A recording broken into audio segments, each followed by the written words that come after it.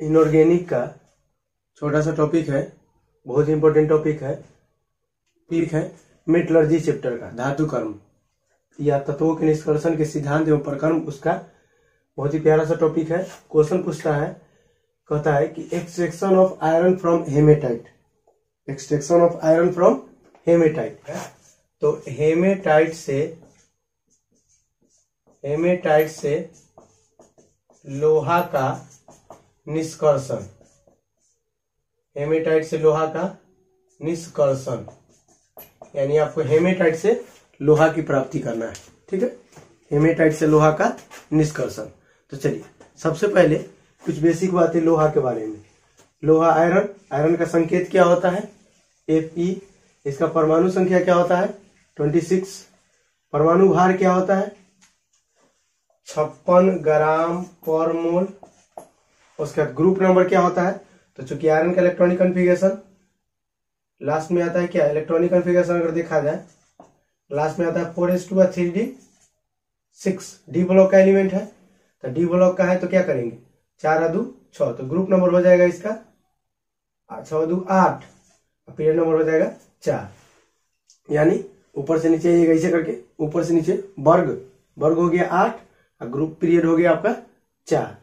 Atomic radius होता है 126 picometre, यानी 1 पिकोमीटर बराबर होता है 10 के पावर -12 मीटर।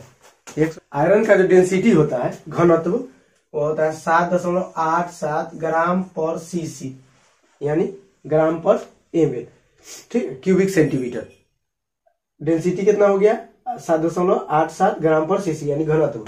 डी ब्लॉक का है और भी कैसा है? ट्रांजिशन मेटल है, यानी संक्रमण तत्व है, क्योंकि इसका डी ऑर्बिटल पूरा का पूरा भरा नहीं होता है, संक्रमण तत्व है।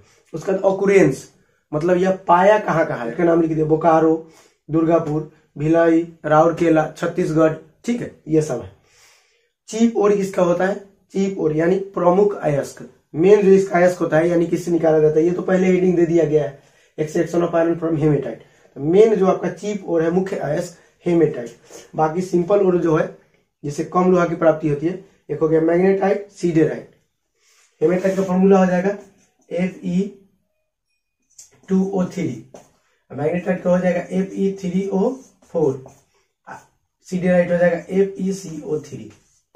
हेमेटाइट का फॉर्मूला आपका हो जाएगा Fe2O3, मैग्नेटाइट का हो जाएगा Fe3O4 और आपका सीडेराइट हो जाएगा FeCO3।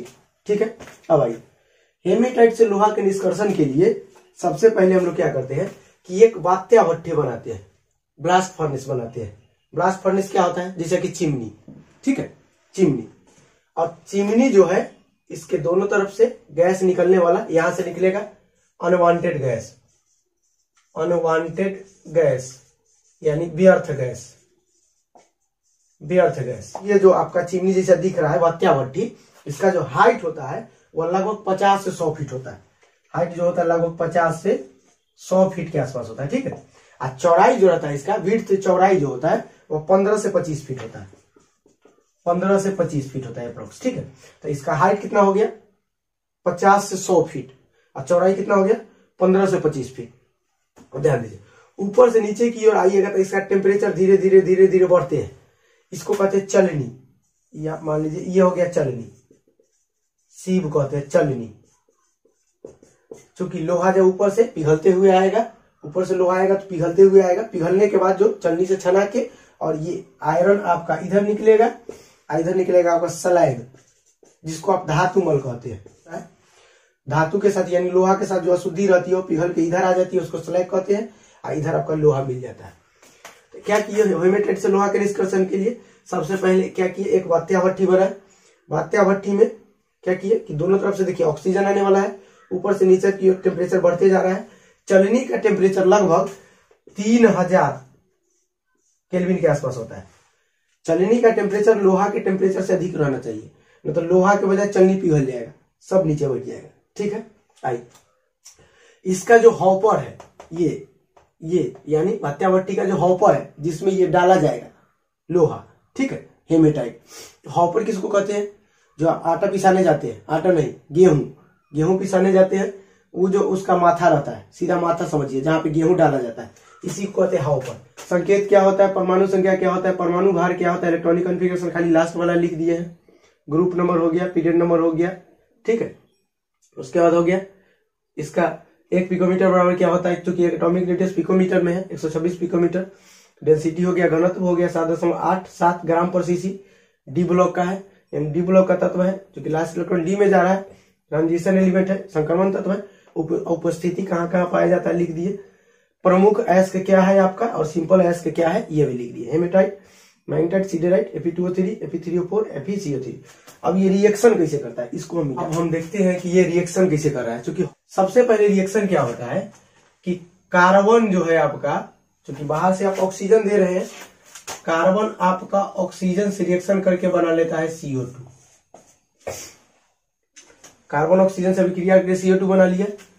फिर CO2 पुनः कार्बन से रिएक्शन करता है। जैसे कार्बन से रिएक्शन किया, ऑक्सीजन का मात्रा घट गया, ऑक्सीजन का मात्रा घटा मतलब बना लेगा यह कार्बन मोनोऑक्साइड। अब कार्बन मोनोऑक्साइड क्या करता है कि Fe2O3 से कार्बन मोनोऑक्साइड रिएक्ट कर लेता है और बना लेता है Fe3O4, हेमेट वाला CO2 गैस। यही व्यर्थ गैस यहां से निकलेगा, ये जो है।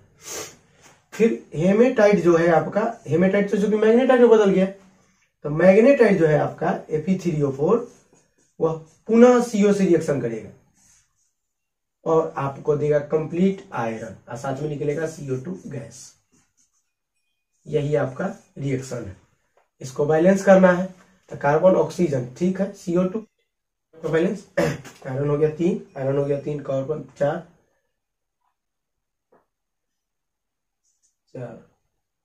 8, 4 दूना, ठीक। इसी को लैंग्वेज में लिख देना और कुछ नहीं करना है। बताते हैं, पहले इसको लिख लीजिए। क्या लिखेंगे, सबसे पहले हेमेटाइट से लिखिए। हेमेटाइट से लोहा के निष्कर्षण के लिए, हेमेटाइट से लोहा के निष्कर्षण के लिए एक वात्या भट्ठी बनाते हैं। हेमेटाइट से लोहा के निष्कर्षण के लिए एक वात्या भट्ठी बनाते हैं। वात्या भट्ठी की हाइट लगभग 50 से 100 फीट होती है तथा इसकी चौड़ाई 15 से 25 फीट होती है। हेमेटाइट से लोहा के निष्कर्षण के लिए, हेमेटाइट से लोहा के निष्कर्षण के लिए एक वात्या भट्ठी बनाते हैं जिसकी ऊंचाई 50 से 100 फीट तथा चौड़ाई 15 से 25 फीट होती है। हेमेटाइट से लोहा के निष्कर्षण के लिए एक वात्या भट्ठी बनाते हैं जिसकी ऊंचाई 50 से 100 फीट तथा चौड़ाई 15 से 25 फीट होती है। फिर इसके हॉपर में हेमेटाइट, कैल्शियम कार्बोनेट तथा कोक को मिलाकर रख देते हैं। फिर इसके हॉपर में हेमेटाइट, कैल्शियम कार्बोनेट तथा कोक को मिलाकर रख देते हैं। फिर इसके हॉपर में हेमेटाइट, कैल्शियम कार्बोनेट तथा कोक को मिलाकर रख देते हैं, जिससे कार्बन यानी कोक, जिससे कार्बन ऑक्सीजन से अभिक्रिया करके CO2 बना लेता है। कार्बन ऑक्सीजन से अभिक्रिया करके CO2 बना लेता है, या कार्बन ऑक्सीजन से अभिक्रिया करके CO2 का निर्माण करता है, जिससे कार्बन ऑक्सीजन से अभिक्रिया करके CO2 यानी कार्बन डाइऑक्साइड का निर्माण करता है। फिर CO2 पुनः कार्बन से अभिक्रिया करके CO में बदल जाता है। फिर CO2 पुनः कार्बन से अभिक्रिया कर CO यानी कार्बन मोनोऑक्साइड में बदल जाता है तथा CO हेमेटाइट से अभिक्रिया कर, CO मतलब कार्बन मोनोऑक्साइड, हेमेटाइट से अभिक्रिया कर मैग्नेटाइट में बदल जाता है। CO हेमेटाइट से अभिक्रिया कर मैग्नेटाइट में बदल जाता है तथा मैग्नेटाइट पुनः CO से अभिक्रिया कर आयरन देता है तथा मैग्नेटाइट पुनः CO से अभिक्रिया कर आयरन देता है। और एक चीज बचा हुआ है कि CaCO3 क्यों मिला है, English.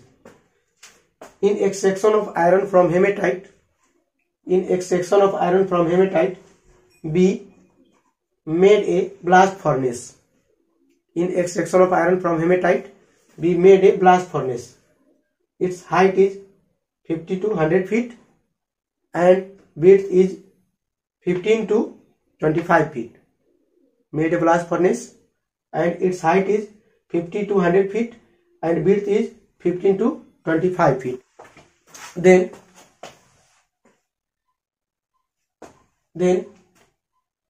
hematite, calcium carbonate and carbon. Hematite, calcium carbonate and carbon are kept in hopper of blast furnace. Then hematite, calcium carbonate and coke are kept in hopper of blast furnace. Then carbon reacts with oxygen, जो oxygen आपने दे रहे थे. Then carbon reacts with oxygen and gives CO2. Carbon reacts with oxygen and gives CO2. या carbon reacts with oxygen and forms CO2. And CO2 again reacts with carbon, and CO2 again reacts with carbon and converted into CO, and converted into CO, and CO reacts with hematite and CO यानी carbon monoxide, and CO reacts with hematite and converted into magnetite. CO reacts with hematite and converted into magnetite, and magnetite again reacts with CO, and magnetite again reacts with CO carbon monoxide and gives iron. एक चीज बता हुआ है आपका ये calcium carbonate का इसका function, ये काम क्या करता है. तो मान लीजिए कि अशुद्धि के रूप में इसमें सिलिकॉन ऑक्साइड बालू आ गया, सैंड, तो ये तो पिघलने वाला है नहीं. तो लिखिए आप function of CaCO3, function of CaCO3 यानी CaCO3 का कार्य, फंक्शन ऑफ CaCO3 का कार्य. अब SiO2 जो है आपका वह CaCO3 के साथ रिएक्शन करता है. अब बना लेता है CaSiO3, अपना साथ में निकलता है CO2 गैस. सिलिकॉन ऑक्साइड जो है कैल्शियम कार्बोनेट के साथ रिएक्शन कर लिया, अब बना लिया कैल्शियम सिलिकेट, अब बना लिया साथ में CO2 गैस. CO2 गैस निकल गया. अब सुनिए, ये आपका क्या था, इनफ्यूजिबल सब्सटेंस था. इनफ्यूजिबल सब्सटेंस यानी अद्रवणशील पदार्थ, यानी वह पिघलने वाला, बालू को जितना गर्म कीजिएगा हार्ड होते जाएगा, यह पिघलेगा नहीं. तो इसको कर दीजिए इनफ्यूजिबल सब्सटेंस, अद्रवणशील पदार्थ. अब इस इनफ्यूजिबल सब्सटेंस को क्या किया कि CaCO3 से रिएक्शन करा दिए. जैसे CaCO3 से रिएक्शन कराए, यह बना लिया कैल्शियम सिलिकेट. अब यह फ्यूजिबल हो गया, यानी यह था अद्रवणशील, यानी यह द्रव में नहीं बदलता, लेकिन यह द्रव में बदल जाएगा. ठीक है, अब द्रव में बदल जाएगा तो अशुद्धि के रूप में निकल जाएगा, इंप्यूरिटी के फॉर्म में बाहर निकल जाएगा. ये हो गया इनफ्यूजिबल सब्सटेंस, ये हो गया आपका फ्यूजिबल सब्सटेंस. तो इसी को एक टॉपिक पढ़ेंगे स्मेल्टिंग, हिंदी में कहते हैं प्रद्रवण, प्रद्रवण या द्रवण, यानी अद्रवणशील पदार्थ को द्रवणशील पदार्थ में बदलने की प्रक्रिया को कहा जाता है स्मेल्टिंग. ठीक है, अद्रवणशील पदार्थ को द्रवणशील पदार्थ में बदलने की प्रक्रिया को, या अद्रवणशील पदार्थ को किसी दूसरे पदार्थ की सहायता से द्रवणशील पदार्थ में बदल दिया जाता है, उसी को कहा जाता है प्रद्रवण या द्रवण. यानी infusible substance is converted into fusible substance by the help of other substance is called, process को कहते हैं हम लोग स्मेल्टिंग, प्रद्रवण. प्रक्रिया हुआ कि जो गलने वाला नहीं था इसमें CaCO3 मिला थी. जैसे सोना का गलनांक बहुत ज्यादा होता है, तो सोना के गलनांक में क्या करते हैं, सोना में हम लोग क्या मिला देते हैं, बोरैक्स. बोरैक्स का formula Na2B4O7 × 10H2, white powder होता है. बोरैक्स मिलाने से क्या होता है कि सोना का गलनांक आपका कम हो जाता है. तो पहले जो बहुत ज्यादा पे पिघल रहा था, मेल्ट हो रहा था, अब कम पे मेल्ट होगा. इसको कहते हैं गालक. क्या कहते हैं, गालक. फ्लक्स, फ्लक्स यानी वह बाहरी पदार्थ जो किसी पदार्थ के गलनांक को कम कर देता है, वह पदार्थ जो किसी पदार्थ में मिलाने पर उसके गलनांक को कम कर देता है, उसे कहते हैं फ्लक्स. तो यह CaCO3 आपका हो गया फ्लक्स. गालक यानी वह पदार्थ जो किसी पदार्थ के साथ मिलकर उसके गलनांक को कम कर देता है, उसे क्या कहते हैं, फ्लक्स यानी गालक.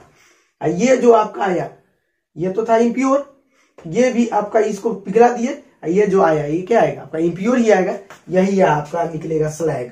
ये आपका हो गया स्लैग. यानी जब अद्रवणशील पदार्थ को द्रवणशील पदार्थ में बदला जाता है तब जो अशुद्धियां प्राप्त होती है, अद्रवणशील पदार्थ को किसी दूसरे पदार्थ की सहायता से द्रवणशील पदार्थ में बदल दिया जाता है, नहीं तो अद्रवणशील पदार्थ को द्रावक या गालक की सहायता से द्रवणशील पदार्थ में बदल दिया जाता है, उसे जो पदार्थ प्राप्त होता है उसी को कहते हैं क्या, स्लैग, धातुमल, यानी धातुमल, धातु का जो कचरा है। Infusible substance is converted into fusible substance by the help of flux is called, इस सब्सटेंस को बोलेंगे क्या, स्लैग। तो यही है आपका फंक्शन ऑफ CaCO3। ये हो गया इनफ्यूजिबल था, इसको CaCO3 मिला के आप फ्यूजिबल में बदल दिए, ये हो गया आपका स्लैग, धातुमल। ये जो पदार्थ आप मिला है, फ्लक्स क्या होगा, तो वह पदार्थ जो किसी पदार्थ के गलनांक को कम कर देता है, दूसरे पदार्थ के गलनांक को कम कर देता है, मेल्टिंग पॉइंट को कम कर देता है, उसे फ्लक्स कहते हैं। जैसे सोना में बोरॉक्स मिलाया जाता है, यहाँ पे आप SiO2 के लिए आप CaCO3 मिला है, क्योंकि यह गल नहीं रहा था तो CaCO3 रिएक्शन करके CaSiO3 बनाया, अब यह गल जाएगा, ठीक है। और उसके बाद आयरन का यूज आप लिख लीजिएगा, हो गया। यही है आपका लैंग्वेज। Thank you.